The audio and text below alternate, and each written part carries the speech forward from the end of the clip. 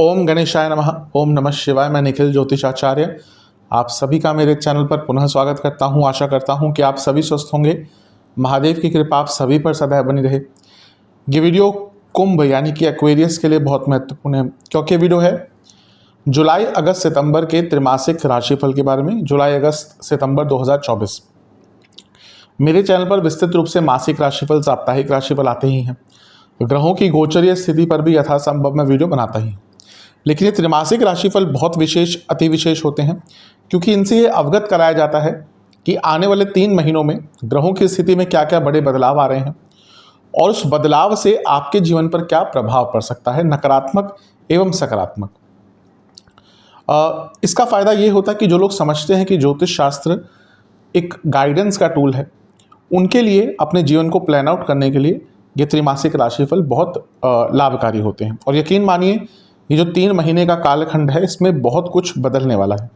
जहां मंगल और गुरु की युति होगी जुलाई के महीने में, वहीं शनि का वक्र प्रभाव देखने को मिलेगा। बुध एक अलग ही खेल खेलेंगे, जहां पे वो वक्री भी हो जाएंगे, पतित भी हो जाएंगे। सूर्य स्वराशि के हो जाएंगे। शुक्र नीच के होंगे, केतु के साथ बैठेंगे। वैवाहिक संबंध हो या रिलेशनशिप हो, प्रॉब्लम लेकर आ सकते हैं।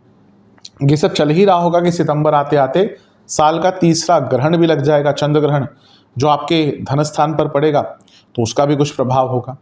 तो ये कुछ हाइलाइट्स ही हैं जो इस 3 महीने के कालखंड में घटने वाली हैं, और वीडियो में हम हर चीज़ का विवेचन करेंगे, विश्लेषण करेंगे।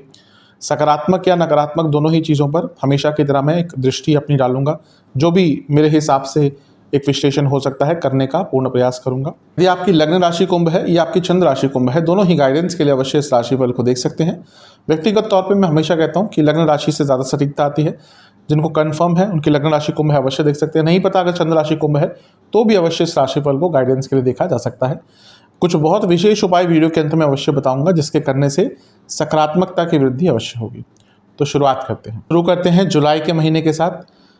सर्वप्रथम मंगल पर एक नज़र डालेंगे। मंगल 12 तारीख तक बहुत एक्टिव रहेंगे, क्योंकि अपनी राशि के हैं।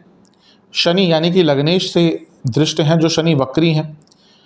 यहाँ पर कर्तरी योग में है, क्योंकि गुरु और राहु ने घेरा हुआ है। ये शुभ कर्तरी या पाप कर्तरी नहीं है, नॉर्मल कर्तरी योग है। और तीसरे भाव के मंगल जो बहुत ही बलशाली हो जाते हैं, क्योंकि तीसरा भाव मंगल का एक प्रिय स्थान है, बल्कि मेरे हिसाब से तो सबसे प्रिय स्थान है। तो मंगल की ऊर्जा आपको जुलाई में ही बहुत सकारात्मक रूप से देखने को मिलेगी। तीसरे घर के मंगल हैं, यानी कि साहस, उत्साह, पराक्रम, परिश्रम, logical thinking, problem solving capacity, इन सारी चीज़ों में आपको लाभ प्राप्त होगा। तो ये समय आपके लिए बहुत अच्छा दिख रहा है। रुके हुए कार्य आपके आगे बढ़ेंगे। यहाँ पर राहु और गुरु ने घेरा हुआ है कर्तरी योग में, यानी कि आपको अपनी स्किल एनहेंसमेंट का भी मौका मिलेगा। आपको अपने स्किल्स को बढ़ाने का अवसर प्राप्त होगा यहाँ पर, और एक बहुत ही सकारात्मक ऊर्जा के साथ आप चीज़ों को स्टार्ट करेंगे। शनि वक्र है और मंगल को देख रहे हैं। मैं हमेशा कहता हूँ कि शनि मंगल का अगर कुछ योग बनता है दृष्टि द्वारा या कैसे भी, वो कंस्ट्रक्टिव और डिस्ट्रक्टिव होता है। कंस्ट्रक्टिव यहाँ पे क्या, आपकी स्किल्स एनहेंस होंगी, आपके अंदर आगे बढ़ने का एक जज्बा रहेगा, प्रॉब्लम सॉल्विंग रहेगा। कई यात्राएं आप कर सकते हैं। आपको आगे कैसे बढ़ना है उसमें मदद मिलती रहेगी, क्योंकि लग्नेश मंगल को देख रहे हैं। लेकिन ये डिस्ट्रक्टिव भी होती है। तो क्या डिस्ट्रक्टिव हो सकता है या क्या नेगेटिव हो सकता है? पहला, आप बहुत ओवर कॉन्फिडेंट कभी कभी हो सकते हैं, ओवर एंथुजियास्टिक भी हो सकते हैं, और इसके साथ ही आप बहुत एग्रेसिव भी हो सकते हैं, क्योंकि तीसरे घर में मंगल वैसे भी व्यक्ति को कभी कभी थोड़ा सा एग्रेसिव या अथॉरिटेटिव बनाता है। रेदर देन एग्रेसिव, तीसरे घर के मंगल व्यक्ति को बहुत अथॉरिटेटिव बनाते हैं। लेकिन शनि की जब दृष्टि आ गई तो वो एग्रेशन में कन्वर्ट हो सकता है। इसीलिए इस चीज़ पर आपको सबसे ज़्यादा ध्यान देना है। मंगल प्रॉपर्टी के कारक हैं, प्रॉपर्टी के भाव से 12वें में है। अगर आप अपनी कोई प्रॉपर्टी बेचना चाहते थे तो 12 तारीख तक का समय उसके लिए बहुत अच्छा रहेगा। मंगल की 7वीं दृष्टि नवम भाव पे रहेगी और 8वीं दृष्टि अपनी ही राशि पे रहेगी, यानी कि 10वें घर पर। नवम और 10वें को कनेक्ट कर रहे हैं मंगल, जो तीसरे घर में बैठे हैं, यानी कि कार्य क्षेत्र में आगे बढ़ पाएंगे। भाग्य स्थान और कर्म स्थान को कनेक्ट कर रहे हैं, यानी कि आपके कर्मों में आपको भाग्य का साथ मिलेगा। और दूसरी चीज़, क्योंकि मंगल 10वें से 6ठे भाव के स्वामी है, तो कार्य क्षेत्र में बहुत कॉम्पिटिटिव भी रहेंगे। और अगर आप अपने कार्य क्षेत्र में कुछ बदलाव लाने का प्रयास कर रहे थे, यानी कि आप जॉब चेंज करने का प्रयत्न कर रहे थे या कुछ भी बड़ परिस्थितियों में बदलाव लाने का प्रयास कर रहे थे, तो उसके लिए जो समय रहेगा 12 जुलाई तक का बहुत अच्छा रहेगा, क्योंकि शनि भी देख रहे हैं, गुरु भी देख रहे हैं, तो 10वां भाव भी आपका बहुत एक्टिवेट यहाँ पर रहेगा। इसके बाद जुलाई में एक राशि परिवर्तन होगा। खैर जुलाई में और भी कई राशि परिवर्तन होंगे, लेकिन जो पहला राशि परिवर्तन होगा वो होगा शुक्र महाराज का। शुक्र सभी के लिए इंपॉर्टेंट है, लक्ष्मी जी का स्वरूप है, धन, ऐश्वर्य, सौभाग्य, लग्जरीज, लेकिन आपके लिए उनकी महत्वता बढ़ जाती है क्योंकि आपके योग कारक हैं। अब शुक्र एक ऐसे स्थान पे चले जाएंगे जो मेरे हिसाब से, मैं हमेशा कहता हूँ, एक ऐसा स्थान है जहाँ पे शुक्र अच्छा प्रभाव नहीं देते, क्योंकि यहाँ पे मेरे हिसाब से वो क्षीण हो जाते हैं। यानी कि उनकी जो पॉजिटिव, शुक्र एक बहुत पॉजिटिव, एक सकारात्मक ग्रह है, एक सौम्य, अति सौम्य ग्रह है, जिनको लग्जरीज पसंद है, लेकिन छठा भाव उन सब चीज़ों से दूर है। ये भोग का है, 12वां घर ये भोग का स्थान है, ये जीवन को एंजॉय करने का स्थान है, सेक्सुअल प्लेजर्स का स्थान है। जो भी वासनाएं होती हैं हमारी, वासनाएं केवल वो सेक्सुअल प्लेजर्स नहीं होते, जो भी हमारी इच्छाएं होती हैं वो वासनात्मक रूप से ही आगे निकलती हैं, उन सबको वासना ही कहते हैं। तो ये सब 12वां घर है भोग का, तो वहाँ से जो सप्तम भाव है वो उसके विपरीत है, तो इसलिए शुक्र यहाँ पर इन सब चीज़ों से दूर करते हैं। आपके योग कारक ग्रह छठे भाव में आ गए, तो सबसे पहले तो कुछ लीगल कार्य आदि थे आपके, कुछ विलंबित हो सकते हैं, और कोई ग्रह यहाँ पे आता मैं कहता वो लीगल कार्य आपके आगे बढ़ेंगे, लेकिन शुक्र का यहाँ पे आना वो थोड़ा सा विलंब कर सकता है। शुक्र का यहाँ पे आना सबसे ज़्यादा नेगेटिव इम्पैक्ट डालेगा वो होगा आपके मैरिड लाइफ या रिलेशनशिप पर, ज़्यादातर मैरिड लाइफ पर, क्योंकि सप्तम से 12वें में शुक्र आ गए और उनकी युति बुध से भी हो गई। शुक्र वैवाहिक जीवन के कारक हैं, योग कारक हैं आपके लिए, और 8वें घर के स्वामी यानी कि बुध के साथ बैठ गए, और बुध अदालती कार्रवाई, एडवोकेट्स आदि के कारक हैं। तो जिनकी मैरिड लाइफ में ऑलरेडी बहुत उथल पुथल चल रही थी, अचानक से 7 जुलाई के बाद यहाँ पर मैरिड लाइफ में प्रॉब्लम्स बढ़ सकती हैं, अचानक से डाइवोर्स तक बात पहुँच सकती है। ये मैं उनके लिए कह रहा हूँ जिनकी मैरिड लाइफ में ऑलरेडी बहुत प्रॉब्लम चल रही थी। राहु की दृष्टि भी है यहाँ पर शुक्र और बुध पर, जो व्यक्ति को गलत संगति में भी डाल सकती है। और आपके जो हिडन एनिमीज हैं, कई प्रत्यक्ष शत्रु होते हैं, कई अप्रत्यक्ष शत्रु होते हैं। जो अप्रत्यक्ष होते हैं उनसे ज़्यादा बच कर रहना चाहिए। तो ये जो आपके अप्रत्यक्ष शत्रु हैं यहाँ पर वो बहुत एक्टिव हो जाएंगे। थोड़ा सा केयरफुल रहेगा अगर आप कुछ ऐसा कार्य करते हैं जिसमें लीगल चीज़ें बहुत इन्वॉल्व होती हैं, तो किसी लीगल पचड़े में फंसने का भी यहाँ पर योग आपका बन रहा है। तो थोड़ा सा ये शुक्र का गोचर आपके लिए सेंसिटिव बन रहा है, तो इस पर ध्यान देंगे तो आपके लिए अच्छा है। मंगल भी देख रहे हैं, यहाँ पे अकेले बुध होते तो मैं कहता लीगल कार्रवाई आपकी बहुत आराम से सॉल्व हो जाएगी, लेकिन शुक्र का यहाँ पे आना यानी कि आप ही थोड़ा सा इन सब चीज़ों में फंस सकते हैं।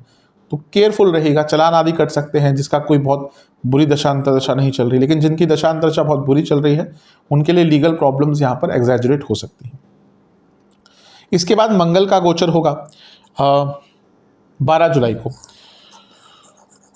और मंगल आपके चौथे भाव में आकर बैठ जाएंगे।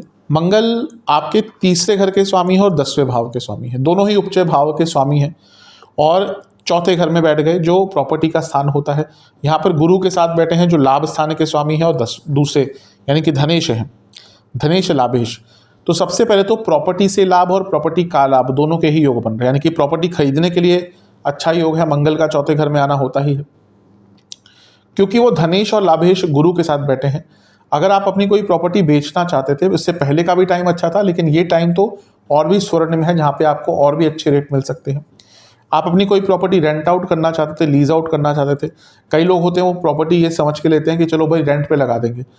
कभी कभी तो होता है कि आपको टेनेंट मिल जाता है आराम से, कभी कभी ऐसा होता है साल साल नहीं मिलता, तो समीकरण बिगड़ जाता है लोगों का, क्योंकि वो ये कई लोग तो EMI पे लेते हैं सोच के कि हाँ रेंट से अपना चुकाते रहेंगे, ये समटाइम्स नहीं चढ़ता मकान रेंट पे। तो ये वो टाइम है जब आपकी कोई प्रॉपर्टी थी, आप उसको लीज आउट करना चाहते थे, तो प्रॉपर्टी या रेंट आउट करना चाहते थे, वो प्रॉपर्टी आपकी जा सकती है रेंट पर। मंगल अपने ही स्थान को देखेंगे, यानी कि 10वें भाव को। करियर में ये अच्छा है, मंगल तीसरे घर के स्वामी है, कॉन्फिडेंस रहेगा। मंगल तीसरे भाव के स्वामी है, अपने कार्य क्षेत्र में स्किल एनहेंसमेंट का मौका मिलेगा। मंगल कर्मेश है और चौथी दृष्टि से 7वें भाव को देखेंगे, यानी कि बिजनेस में भी आपको आगे बढ़ने का मौका मिलेगा। मंगल सप्तम से नवम के स्वामी, यानी कि बिजनेस में भाग्य का साथ भी मिलेगा। सब अच्छा है। इसका नेगेटिव प्रभाव क्या रह सकता है? पहला, मंगल गुरु की युति पंचम से 12वें में आपकी संतान के सेहत पर बुरा प्रभाव पड़ सकता है। चोट चपेट के कारक, उनको चोट चपेट के कारक यहाँ पे बन जाते हैं संतान के लिए। दूसरी चीज़, यहाँ पर मंगल का दिग्बल खत्म हो गया, तो जब मंगल और सूर्य का दिग्बल खत्म हो जाता है, मंगल या सूर्य का दिग्बल खत्म हो जाता है, तो व्यक्ति के जीवन में अथॉरिटी थोड़ी सी कम हो जाती है। तो यहाँ पे आप देखेंगे अगर आप बड़ी पोजीशंस पे भी हैं, काम करते हैं, तो आपकी अथॉरिटी क्वेश्चन होगी। इवन पर्सनल लाइफ में भी आपकी अथॉरिटी क्वेश्चन की जाएगी। एक और नकारात्मक इसका प्रभाव यह है कि मंगल का प्रभाव सप्तम स्थान पर भी है, और जैसा मैंने अभी थोड़ी देर पहले कहा था, शुक्र छठे घर में आ गए, यानी कि मैरिड लाइफ में लड़ाई झगड़े बढ़ेंगे, ईगो क्लैशेस होंगे, एग्रेशन रहेगा, और इन लॉज के कारण भी प्रॉब्लम होगी। तो यहाँ पर शुक्र तो प्रॉब्लम थोड़ी मैरिड लाइफ में दे ही रहे थे, मंगल उसमें थोड़ा सा इजाफा करेंगे। तो मैं यही कहूँगा कि ध्यान रखिएगा, ज़्यादा इन लॉज आदि का इन्वॉल्वमेंट लिमिटेड रखेंगे अपनी मैरिड लाइफ में, उतना आपके लिए अच्छा रहेगा। इसके साथ ही हमने मंगल आदि की बात करी, हमने वक्री शनि की अभी बात नहीं करी। मेरा पूरा प्रयास रहेगा अलग से वीडियोस पे बने, लेकिन वक्री शनि जून में ही हो गए थे, और आपके लग्नेश है। कोई भी ग्रह जब वक्री होता है तो स्ट्रांग होता है, और वो आपके लग्न भाव में बैठे हैं, और गुरु मंगल से केंद्र भाव में है, और आपके 10वें घर को भी देख रहे हैं। तो ये समय बता रहा है कि आपको बहुत कुछ अपने कार्य क्षेत्र में, अपने बिजनेस में चेंज करने का अवसर मिलेगा। वक्री शनि कहीं ना कहीं आत्ममंथन का टाइम देते हैं। शनि एक टीचर हैं, अब उनकी टीचिंग थोड़ी स्ट्रिक्ट होती है, लेकिन अवश्य व्यक्ति को बदलाव का मौका देते हैं। और आपके लग्नेश हैं, लग्न में वक्री हो रहे हैं, तो आपको अपने पूरे जीवन को बदलने का एक अवसर देंगे। यहाँ से ये जो कुछ महीने होंगे, जुलाई से नवंबर तक का ही मान लीजिए, ये आपके पूरे जीवन का एक टर्निंग पॉइंट आप इसको कह सकते हैं। आप किसी भी स्टेज पे हो, आप टीनेजर हो, आप 20s में हो, लेट 30s में हो, उसके आगे हो, कई बार ऐसा होता है कि हमारे जीवन में एक टर्निंग पॉइंट आता है जहाँ पे हमें ये लगता है कि अब ये नहीं करना, अब कुछ और करना है, या फिर अब मुझे पता है कि मुझे क्या करना है। ये शनि वो आत्ममंथन का आपको टाइम देंगे।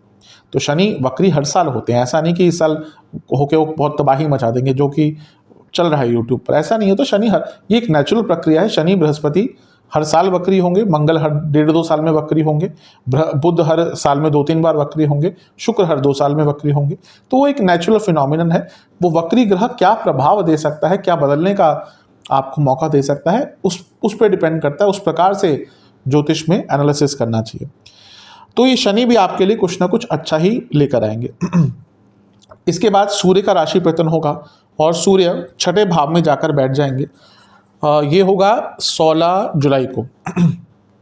ये बहुत हद तक आपके लिए अच्छा होगा कई सेंस में, क्योंकि सूर्य छठे घर में अच्छा प्रभाव देते हैं, और बुध भी छठे घर में ठीक प्रभाव देते हैं।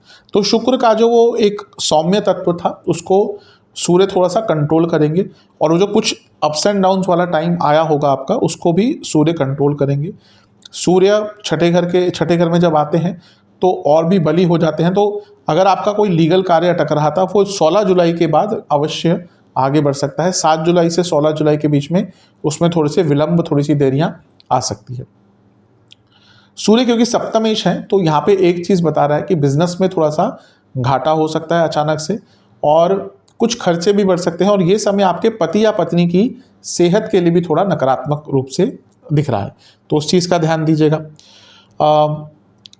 एक और राशि परिवर्तन होगा, वो होगा 19 जुलाई को, जब बुध आपके सप्तम भाव में आ जाएंगे। बुध आपके अष्टमेश हैं और बुध आपके पंचमेश हैं। अचानक से 19 जुलाई के बाद बिजनेस में बहुत बड़ा फायदा हो सकता है। क्यों? क्योंकि अगर हम सप्तम भाव से देखें तो बुध धनेश भी हैं और लाभेश भी हैं, यानी कि एक नया मौका आ सकता है, कोई नया काम आ सकता है, और अपने बिजनेस को आगे बढ़ाने का मौका मिल सकता है। लेकिन पुनः वक्री शनि देख रहे हैं और बुध सप्तम में है। पति पत्नी के बीच में, स्पेशली जो यंग मैरिड कपल्स हैं, उनके बीच में फिजिकल इंटीमेसी के इशू यहाँ पे अचानक से बढ़ सकते हैं। और इवन यंग नहीं, जो थोड़े से जिनकी शादी को टाइम भी हो चुका है, उनके बीच में भी फिजिकल इंटीमेसी की प्रॉब्लम्स आ सकती हैं। तो ओवरऑल देखा जाए ये महीना ठीक है, आगे लेकर जाएगा आपको। स्टूडेंट्स की हमने ज़्यादा बात नहीं की, स्टूडेंट्स के लिए भी ओवरऑल महीना अच्छा ही है, क्योंकि अगर हम देखें तो पंचमेश पहले छठे घर में होंगे और फिर केंद्र भाव में आ जाएंगे, और बुध स्टूडेंट्स के कारक भी हैं, तो आपको स्टूडेंट्स को भी यहाँ पे आगे बढ़ने का काफ़ी मौका मिलेगा। तो महीना ठीक है। जो भी मैंने नकारात्मक चीज़ें बोली हैं अवश्य उनका ध्यान रखने का प्रयास कीजिएगा। चलते हैं अगस्त के महीने की तरफ। अगस्त का महीना थोड़ा सा अप्स एंड डाउन्स लेकर आएगा, क्योंकि एक ग्रह है यानी कि बुध जो थोड़ा सा तंग करेंगे, क्योंकि वक्री भी हो जाएंगे, पतित भी हो जाएंगे। सर्वप्रथम तो 31 जुलाई को ही शुक्र ऑलरेडी आपके सप्तम भाव में आ गए होंगे, क्योंकि वो लास्ट डे था जुलाई का, तो मैंने जुलाई में उनको नहीं ज़्यादा संबोधन किया शुक्र देवता के बारे में। तो सप्तम भाव में आपके आ जाएंगे और 1 अगस्त से यहीं का प्रभाव देंगे। शुक्र का सप्तम में आना ठीक होता है, कोई बुरा नहीं होता, अच्छा ही माना जाता है। आपके भाग्य स्थान के स्वामी है, सप्तम भाव में आएंगे, बिजनेस में बढ़ोतरी होगी और आपके लग्न को देख लेंगे, यानी कि आपके पूरे जीवन में भाग्य का साथ आपको प्राप्त होगा। चौथे घर के स्वामी हैं, यहाँ पे भी राजयोग बनाएंगे, प्रॉपर्टी खरीदने का अच्छा योग बनाते हैं। कोई प्रॉपर्टी का कोर्ट केस आदि चल रहा था, उसमें आपको सफलता दे सकते हैं, क्योंकि बुध के साथ है, मंगल की दृष्टि है। और शनि और शुक्र का जो परम मित्र है समसप्तक होना, यानी कि जीवन में नई अपॉर्चुनिटीज़ आपके लिए क्रिएट हो सकती हैं। तो शुक्र का सप्तम में आना बहुत अच्छा रहेगा। जैसा मैंने कहा था, वो जुलाई में क्षीण हो गए थे और छठे घर में चले गए थे, जो उनके लिए एक अच्छा भाव नहीं है, लेकिन वो आपके योग कारक भी हैं। जैसे ही छठे भाव से बाहर निकलेंगे, चीज़ें आपके लिए पॉजिटिव रूप से आगे बढ़ना शुरू हो जाएंगी। शुक्र का सप्तम में आना मैरिड लाइफ के लिए भी विवाह के योग के लिए भी बहुत अच्छा है। जिनका विवाह नहीं हो रहा था, उनका विवाह का योग बन सकता है। और दूसरी चीज़ ये है कि यहाँ पर उनकी बुध से युति है और शुक्र बुध की युति सप्तम भाव में है। विवाह के कारक, विवाह का स्थान और बुध पंचमेश, यानी कि जिनका रिलेशनशिप था और वो रिलेशनशिप से मैरिड लाइफ की तरफ बढ़ना चाहते थे, उनके लिए भी समय अति विशेष रहेगा। प्रॉब्लम यह है कि ये सब इतना अच्छा हो रहा है, अचानक से 5 अगस्त को बुध वक्री हो जाएंगे और वो फिर उसके बाद थोड़ी सी उथल पुथल मचाएंगे। बुध का वक्री होना, वो अष्टमेश हैं। अष्टमेश या अष्टम भाव अपने आप में अनिश्चितता देता है, अनस्टेबिलिटी देता है। तो उनका वक्री होना सप्तम भाव में और लग्न पर दृष्टि डालना, और ये भी वक्री बैठे हैं, 2 वक्री ग्रहों का आमना सामना। आप देखेंगे सब कुछ सही चल रहा होगा, 5 तारीख के बाद अचानक से जीवन में एक अनस्टेबिलिटी सी आ जाएगी, एक अनिश्चितता सी आ जाएगी। वो मैरिड लाइफ हो, बिजनेस हो, पर्सनल लाइफ हो, प्रोफेशनल लाइफ हो, हर जगह पर ऊर्जा थोड़ी सी बदल जाएगी। बुध का सप्तम में वक्री होना, अष्टमेश होना, यानी कि मैरिड लाइफ में तो दिक्कत आएगी ही, बिजनेस में भी आप कुछ गलत निर्णय ले सकते हैं। तो कोई बड़ा फाइनेंशियल निर्णय लेने से दूर रखिएगा अपने आप को।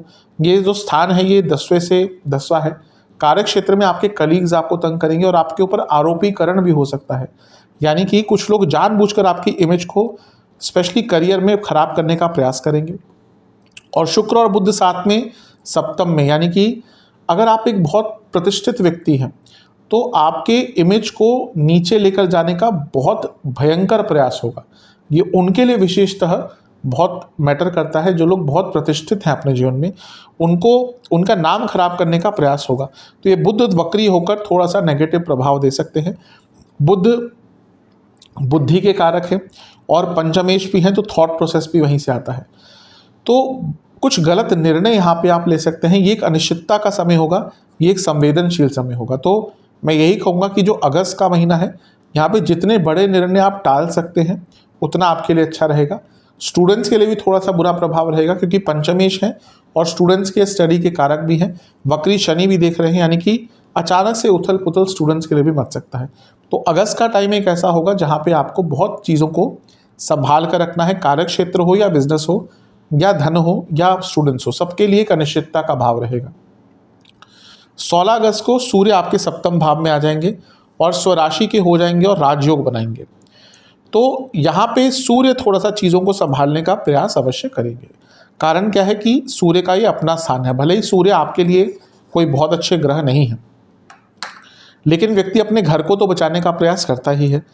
हम भी बाहर कैसा भी रहें, कुछ भी करें, अपने घर को तो हम हमेशा स्वच्छ रखने की कोशिश करते हैं, बचाने की कोशिश करते हैं। वैसे ही जो सप्तम भाव है ये सूर्य का है, क्योंकि स्वराशि के हैं सूर्य। तो जो बुध की उथल पुथल मचेगी, कुछ दिन के लिए भले ही इसको कंट्रोल सूर्य करने का प्रयास करेंगे। थोड़ा सा प्रॉब्लम यह है कि शनि और सूर्य समसप्तक में है, यानी कि आपका अपने बड़ों से, ऑफिस में अपने बड़ों से थोड़ा सा वाद विवाद बढ़ सकता है। और यहाँ पर आपके अथॉरिटी को बार बार क्वेश्चन किया जाएगा, क्योंकि शनि वक्री हैं। अदरवाइज कुछ और चीज़ें होती, लेकिन शनि वक्री हैं, सूर्य को देख रहे हैं। आपके हर एक्शन पर एक क्वेश्चन मार्क यहाँ पे लगाया जाएगा। मैरिड लाइफ पर लेकिन इसका बुरा प्रभाव रहेगा। वक्री शनि, अब देखिए सप्तम भाव में शुक्र एक मात्र ग्रह है जो मैरिड लाइफ को बचा सकते हैं, थोड़ा सा अच्छा प्रभाव देते हैं, लेकिन उनकी कितनी पावर है। वक्री शनि देख रहे हैं, वक्री बुध हैं, सूर्य हैं जो मैरिड लाइफ के लिए अच्छा नहीं होते, मंगल दोष बनाकर देख रहे हैं। मंगल जो चौथे भाव का मंगल दोष होता है बहुत स्ट्रांग नहीं होता, मैं कई बार बता चुका हूँ, फिर भी इतने सारे ग्रहों का प्रभाव सप्तम पर, मैरिड लाइफ पर इसका बुरा प्रभाव पड़कर रहेगा। और आपके पति या पत्नी की तबीयत भी यहाँ पर पुनः बिगड़ सकती है। तो मैरिड लाइफ के लिए बिल्कुल भी अच्छा टाइम नहीं है। अपनी सोशल इमेज, अपनी गुडविल, अपनी प्रतिष्ठा को बहुत बचाकर आपको यहाँ पर रखना है। इसके बाद बुध का वो प्रभाव होगा जो जीवन में अनिश्चितता को और बढ़ा सकता है। क्यों? क्योंकि बुध पतित हो जाएंगे, यानी कि पिछली राशि में गिर जाएंगे। राहु और केतु तो पिछली राशि में जाते ही हैं, हमेशा उल्टा चलते हैं, लेकिन कभी कभी जो नॉर्मल ग्रह होते हैं सूर्य चंद्रमा को छोड़कर, बाकी कौन बचा, शुक्र बुध मंगल बृहस्पति और शनि, तो कभी कभी ये भी वक्री होते होते पिछली राशि में गिर जाते हैं। जैसे 2022 में शनि गिरे थे।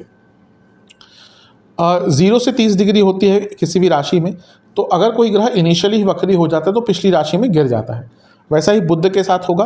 अब छठे घर के बुध पतित होकर आए, इसका अच्छा प्रभाव भी होगा। मैं ये भी बताता हूँ, कई बार कोई ग्रह जब वापस जाता है तो चीज़ों को ठीक करने जाता है। कोई आपका लीगल कार्रवाई अटक रही थी, यहाँ पे चीज़ें ठीक हो सकती है। कोई लिखा पढ़ी का काम था, लीगल कार्य था, अदालती कार्रवाइयाँ थी, उसमें आपको अच्छा प्रभाव मिलेगा। स्टूडेंट्स का कोई कॉम्पिटिटिव एग्जाम इस टाइम पे अगर होगा, उनको अच्छा प्रभाव मिलेगा। लेकिन यहाँ पर छठे घर के बुध हैं जो अष्टमेश है, जो मांगल्य स्थान है, और सप्तम से 12वें में बैठे हैं। पुनः कहूँगा ये अगस्त का महीना मैरिड लाइफ के लिए बहुत टेस्टिंग रहने वाला है, क्योंकि सप्तम से 12वें में बुध, यानी कि मैरिड लाइफ में उथल पुथल, मैरिड लाइफ में अदालती कार्रवाइयाँ, डाइवोर्स आदि के चांसेस बढ़ जाते हैं। तो बहुत केयरफुल आपको यहाँ पर रहना पड़ेगा। बाकी कुछ चीज़ों के लिए अच्छा प्रभाव भी होगा। बस अपने ओवर एक्साइटमेंट पर बहुत कंट्रोल रखिएगा, अपने कम्युनिकेशन पर बहुत कंट्रोल रखिएगा, क्योंकि यहाँ पे कुछ ऐसी चीज़ें आप बोल देंगे जो आपको बाद में जिसका पछतावा हो सकता है। तो यहाँ पे इस चीज़ को लेकर बहुत केयरफुल रहिएगा। यहाँ पर राहु की दृष्टि भी बुध पर है जो और भ्रमित करती है। इससे जब बुद्धि के कारक और पंचमेश वक्री होकर पतित होकर बैठे हैं, तो आप लोगों की बातों में फंसकर या किसी से इन्फ्लुएंस होकर कुछ गलत निर्णय भी यहाँ पर ले सकते हैं। तो बहुत केयरफुल होने की आवश्यकता है यहाँ पर। इसके बाद 2 राशि परिवर्तन होंगे साइमल्टेनियसली नहीं, एक एक दिन में होंगे, तो साथ में ही उनको दर्शाएंगे, विवेचना अलग अलग करेंगे। शुक्र 25 अगस्त को आपके अष्टम में आ जाएंगे और मंगल 26 को आपके पंचम में आ जाएंगे। शुक्र का अष्टम में आना वैसे कोई बहुत बुरा नहीं होता, लेकिन पुनः कहूँगा मैरिड लाइफ के लिए बुरा है। क्यों? शुक्र वैवाहिक जीवन के कारक है और नीच के हो गए और केतु के साथ आ गए। ये मान के चलिए कि जिनकी मैरिड लाइफ में ऑलरेडी दिक्कतें आ रही थी, उनके लिए ये जुलाई के अंत से अगस्त का महीना जो पूरा है, इवन उसके बाद का भी बहुत कष्टकारी रहने वाला है। बहुत प्रॉब्लम यहाँ पे एग्जैजरेट हो सकती हैं। शुक्र जब केतु के साथ होते हैं तो सभी के संबंधों में प्रॉब्लम आती है। वो इंटेंसिटी कितनी रहेगी वो हर लग्न पर अलग डिपेंड करता है, हर कुंडली पर अलग डिपेंड करता है। तो यहाँ पे शुक्र क्योंकि केतु के साथ होंगे, यानी कि मैरिड लाइफ में दिक्कतें, एक्स्ट्रा मैरिटल अफेयर्स आदि की बातें सामने आना, थर्ड पार्टी सिचुएशन होना, अपने पति या पत्नी की तरफ आकर्षित ना होना, फिजिकल इंटीमेसी की प्रॉब्लम्स, ये सारी चीज़ें बहुत बढ़ जाएंगी। तो मैरिड लाइफ के लिए पुनः ये थोड़ा सा नेगेटिव टाइम है। शुक्र अष्टम में आकर अचानक से पैसा देते हैं, उसमें कोई दो राय नहीं है। और जो लोग ऑकल्ट आदि में है, साधनाएं आदि करते हैं, उनके लिए भी शुक्र केतु बहुत अच्छा प्रभाव देंगे। लेकिन तभी ना, दोनों अपोजिट चीज़ें हैं। एक कहीं ना कहीं आपको वृत्तियों से दूर करता है अष्टम भाव या शुक्र केतु का होना, इसलिए वो भोग है उन सब चीज़ों में भी आपको कष्ट देगा, यानी कि मैरिड लाइफ आदि है उनमें कष्ट देगा। जो साधनाएं आदि हैं, ऑकल्ट प्रैक्टिसेस हैं, मंत्र साधनाएं हैं, कुछ सीखना है, उनमें अच्छा प्रभाव देगा। तो ये मैरिड लाइफ के लिए बुरा है। रिसर्च के लिए, ऑकल्ट प्रैक्टिसेस के लिए कि बहुत अच्छा योग आपका बन जाता है। मंगल का पंचम भाव में आना भी ठीक ही है, कोई बुरा नहीं है। स्टूडेंट्स के लिए बहुत अच्छा रहेगा। दशमेश पंचम में है, जो स्टूडेंट जॉब ढूंढ रहे थे उनको एक अच्छा प्रभाव मिलेगा। उपचय स्थान के स्वामी पंचम में है, यानी कि आपकी क्रिएटिविटी बहुत हद तक बढ़ जाएगी। और 10वें घर के स्वामी लाभ स्थान को और 12वें घर को देख रहे हैं, यानी कि लाभ भी बढ़ेगा, पैसा भी बढ़ेगा और विदेश से भी धन अर्जित करने के मौके आपको प्राप्त होंगे।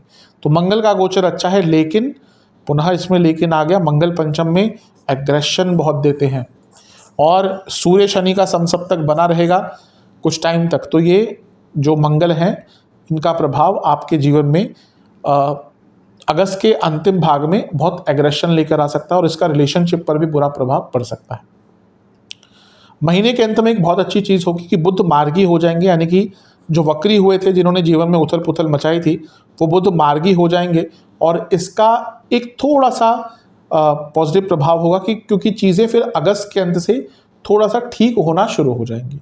ओवरऑल तो महीना थोड़ा सा मिश्रित है। यहाँ पर जो भी मैंने नेगेटिव चीज़ें कही हैं उनका जितना ध्यान रख सकते हैं उतना ध्यान दीजिएगा, स्पेशली अपनी मैरिड लाइफ पर बहुत ध्यान देना है। और एक और चीज़ मैं बताना भूल गया, सेहत पर भी बहुत ध्यान दीजिएगा। अष्टम में शुक्र केतु अचानक से डिजीज़ देते हैं, हार्मोनल प्रॉब्लम देते हैं, आँखों के रोग दे सकते हैं, बड़े बड़े इन्फेक्शंस दे सकते हैं, प्राइवेट पार्ट से जुड़ी प्रॉब्लम दे सकते हैं। और शनि सूर्य का समसप्तक होना, सूर्य आपके मारक हैं, तो ये भी बताता है कि हड्डियों के रोग, ब्लड प्रेशर की प्रॉब्लम, नसों के रोग, हृदय संबंधित रोग, ये सब तंग कर सकते हैं। तो अगस्त का महीना थोड़ा सा संवेदनशीलता ज़्यादा दिखा रहा है। चलते हैं सितंबर के महीने की तरफ। सितंबर का महीना ऐसा महीना है जो चीज़ों को थोड़ा स्थिर करेगा, रिकवरी की तरफ लेके जाएगा, स्थिरता बढ़ाएगा ही, साथ में शुभता भी बढ़ाएगा। 2-3 चीज़ें हैं जिसको लेकर थोड़ा सा केयरफुल ज़्यादा रहना पड़ेगा, उसके बारे में बात करेंगे। सर्वप्रथम तो 4 तारीख को ही एक अच्छा गोचर हो जाएगा, वो होगा बुध महाराज का, और वो आपके सप्तम भाव में आ जाएंगे। अपनी वक्र अवस्था से तो पहले ही निकल चुके थे, जैसा मैंने अगस्त में बताया था, अगस्त के एकदम अंतिम भाग में, और यहाँ पर वो पुनः उसी राशि में आ जाएंगे जिसमें उनको होना चाहिए था, जिससे वो गिर गए थे, पतित हो गए थे।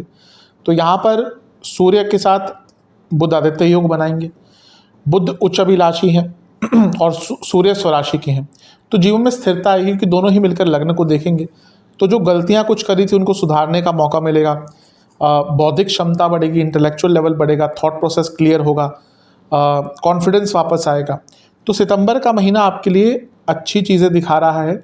यहाँ पर गुरु से भी केंद्र में है, शनि से भी केंद्र में है, यानी कि पुनः अपने जीवन को पटरी पर लाने का आपको अवसर प्राप्त होगा। तो ये समय अच्छा है, स्टूडेंट्स के लिए भी अच्छा है, बिजनेस के लिए भी अच्छा है, इवन कार्य क्षेत्र में भी कुछ बाधाएं जो आई थी उनको दूर करने के लिए अच्छा है।